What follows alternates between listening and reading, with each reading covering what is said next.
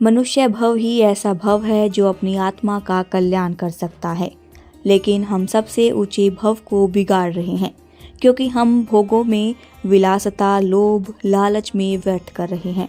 हर एक व्यक्ति अपने आप को सुखी रखना चाहता है। उसका सबसे पहला पाठ है, हमें भगवान की वाणी का विश्वास करना चाहिए। हमें भगवान पर नहीं, भगवान की वाणी के प्रति श्रद्धा होनी चाहिए। ज्ञानियों ने कहा है, हमारी जिन वाणियों में कहा है, वेद 3 प्रकार के होते हैं।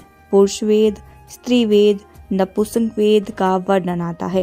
पुरुष वेद में कहा है जब स्त्री की इच्छा होती है तो उसे पुरुष वेद कहा है। स्त्री वेद में कहा है जिसे पुरुष की इच्छा होती है वही स्त्री वेद है। नपुंसक वेद में कहा है कि जिसको पुरुष या स्त्री की दोनों की इच्छा होती है वह नपुंसक वेद में कहा है। इसके विपरीत एक निवेद होता है, जब हमारी सारी इच्छाएं खत्म हो जाती हैं, उसे निवेद कहा है। हम जब तक अपनी उपेक्षा करते रहेंगे तो इस संसार में ऐसे ही दुखी होते रहेंगे। जब सांसारिक सुखों की उपेक्षा नहीं करेंगे तो हमारा कल्याण हो ही नहीं सकता। यह सांसारिक सुख हमें कुछ नहीं देने वाला है। जब हम उसे समझ लेंगे तो उसे निवेद कहते हैं। जब हम इन भोगों से मुक्त नहीं होंगे। एक परिवार ने एक घर में कुत्ता पाल रखा था। उसका छोटा सा बच्चा था, वह उसके साथ खेलते रहते थे। बच्चा कुत्ते के साथ साथ खेलते खेलते उसकी पप्पी भी लेता रहता था। एक बार बच्चे के मुंह में कुत्ते की लार चली गई। बच्चा बीमार हो गया और 6 महीने बाद बच्चा मर गया। मरने से बच्चे के भाव से उसे कुत्ते के प्रति निर्वेद भाव आ गया और उसको वैराग्य हो गया।